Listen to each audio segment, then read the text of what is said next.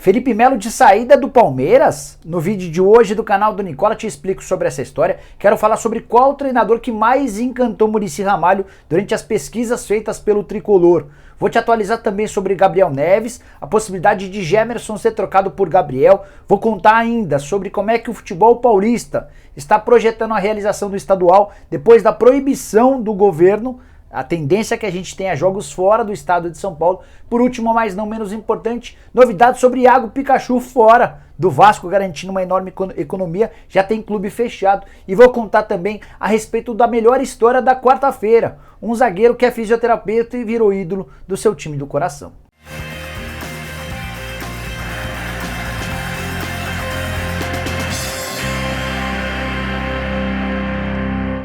Fala aí pessoal, sou o Jorge Nicola, bem-vindos a mais um vídeo do canal, bem legal ter vocês por aqui. Antes de passar as informações, pedir para deixarem like, se inscreverem no canal e ficarem atentos porque às 9h30 da noite dessa quinta-feira tem programa do Nicola em horário diferente somente nessa quinta. Vamos respeitar o jogo do Palmeiras. Convidados dessa quinta-feira, vou bater um papo com o Lisca Doido, vamos falar com o Reinaldo Gotino, que é apresentador da TV Record, e ainda estou programando uma entrevista com o Ferreira, atacante do Grêmio. Espero pela presença de todos vocês, combinado? Bora começar o vídeo falando sobre a melhor história da quarta-feira. O 4 de julho de Piripiri conseguiu passagem à segunda fase da Copa do Brasil, graças ao gol de um fisioterapeuta. É que o Caio, zagueiro do time, que também é fisioterapeuta nas horas vagas, foi o autor do gol da partida e da classificação no finalzinho do jogo. E a história do Caio é extremamente bonita, é um cara da cidade de Piripiri, torcedor do 4 de julho, que diante de todas as dificuldades impostas pelo futebol decidiu estudar, decidiu se firmar na carreira de fisioterapeuta. Ele se formou em 2019, no ano passado, por causa da pandemia, ele precisou deixar o futebol um pouquinho de lado e se dedicou à fisioterapia, inclusive nos cuidados na parte de frente do combate à Covid-19. Ele trabalha num hospital a 310 quilômetros de Fortaleza, a cidade é Tianguá. Inclusive fica a 1h20 de onde ele mora. E a grande dificuldade agora é conciliar o trabalho com o 4 de julho, time classificado para a próxima fase, na segunda fase da Copa do Brasil. O time pega o Cuiabá ou o Sergipe, o vencedor desse confronto. Quero falar agora sobre Iago Pikachu, que não é mais jogador do Vasco nessa quinta-feira. Houve acordo entre o representante do jogador e o Alexandre Pássaro, que é o diretor executivo de futebol do Cruz Maltino.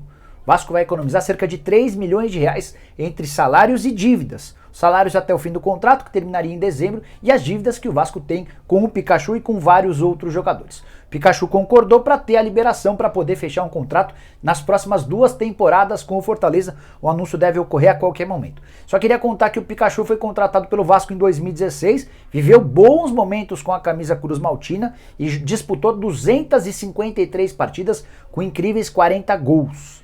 Esses 253 jogos fazem do Pikachu o atleta que mais jogou pelo Vasco nesse século XXI.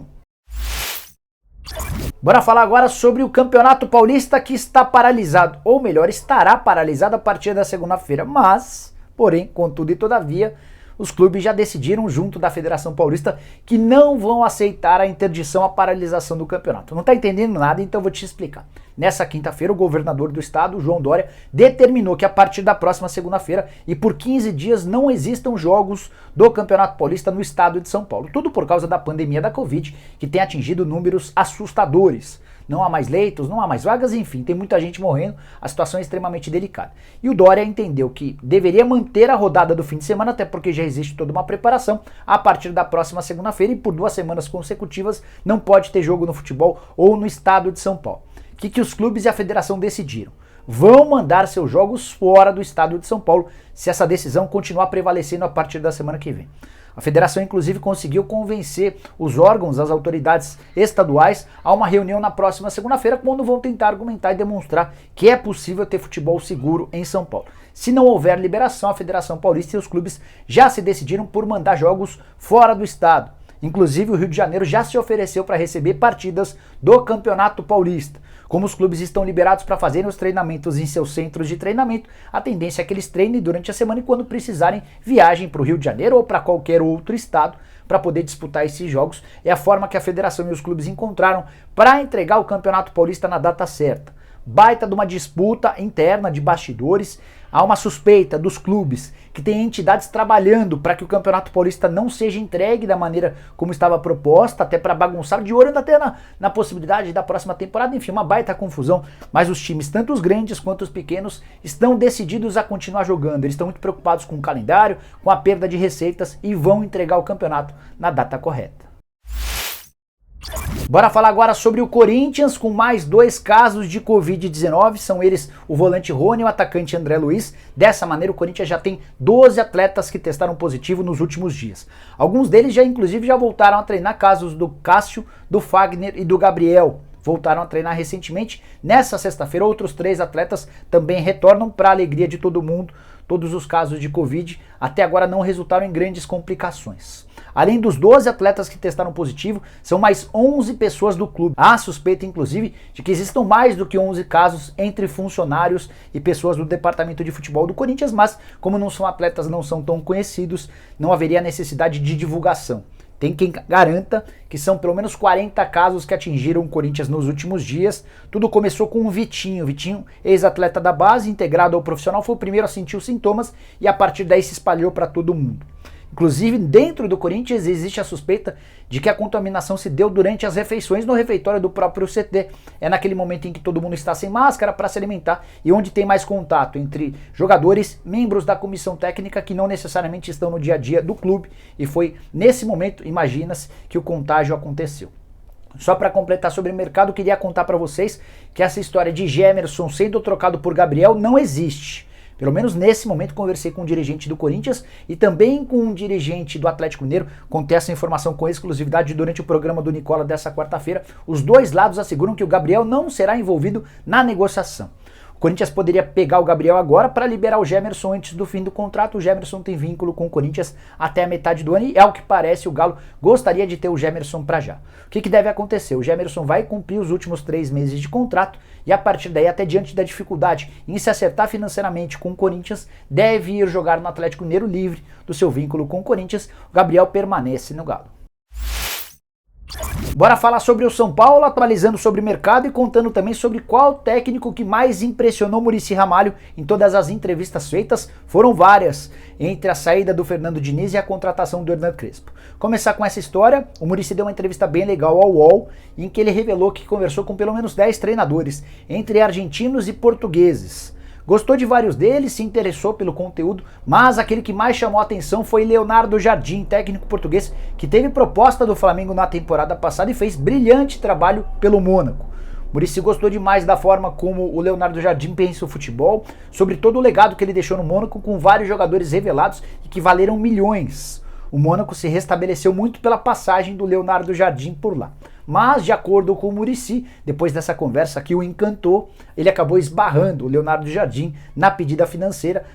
É num outro momento que entra o departamento financeiro e não houve acordo. Até por isso o São Paulo precisou recuar algumas casinhas e fechou com o Hernan Crespo, mas é importante dizer que o Muricy também fez vários elogios ao Crespo, o argentino que estava no Defensa e Justiça. O Muricy destacou o fato do Crespo ter estudado bastante o São Paulo e também o futebol brasileiro e está bastante animado com a chegada do argentino. Só para arrematar de vez, quero te atualizar sobre Gabriel Neves. Talvez seja a pergunta mais feita pelos São Paulinos. Vem, não vem? Conversei com o Júlio Casares e também com o Carlos Belmonte. Os dois asseguram que as negociações continuam, que não devem ser fechadas tão cedo, entre hoje e amanhã, por exemplo, mas existe otimismo pelo lado São Paulino. Tem alguns detalhes que precisam ser ajustados. Se já está na fase dos detalhes, é porque o São Paulo provavelmente conseguiu convencer o Nacional a aceitar a proposta inicial. Agora faltam, por exemplo, percentuais. Você quer ficar com percentual de quanto? Vai ter bônus diante de quantas partidas? É nesse estágio que está a negociação. Só para completar, vale a lembrança de que o São Paulo anunciou nessa quinta-feira o Orejuela como reforço. O Miranda deve ser anunciado nessa sexta, já está em São Paulo, já passou por exames da Covid. Se tudo estiver ok, deve ser apresentado. É o tricolor se reforçando para a temporada de 2021. Bora fechar o vídeo com uma pergunta super importante. Felipe Melo fica ou não no Palmeiras para 2022? O contrato do volante termina em dezembro e até agora ele não foi procurado por ninguém do Palmeiras. Felipe Melo que fez uma grande partida contra o Grêmio. Eu tenho uma série de ressalvas em relação ao futebol do Felipe Melo. Acho que ele já não é capaz como volante, por exemplo, de fazer grandes perseguições. É aquele volante mais posicional, mas precisamos reconhecer que fez um grande jogo contra o Grêmio. Queria muito saber a sua opinião. Você, torcedor do Palmeiras, gostaria da renovação do contrato? Você que não torce pelo Palmeiras, gostaria de ter o Felipe Melo no seu time? Use o espaço para comentários para deixar a sua opinião. Bom, pessoal, eram todas essas as informações que eu queria dividir com vocês. Espero que tenham curtido o vídeo. Deixem like por aqui. Não se esqueçam também de se inscrever no canal. Estamos quase chegando em 1 milhão de inscritos. Falta bem pouquinho, dá essa ajudinha aí, beleza? Às 9h30 tem programa, Lisca Doido. Vamos falar com o Reinaldo Gotino. Tem também um bate-papo com o Ferreirinha. Aguardo por vocês. Vamos fazer também aquela parte da interatividade. Vocês perguntam, eu respondo, para que a gente possa fazer mais um programa do Nicola bastante legal. Até de noite. Tchau, tchau.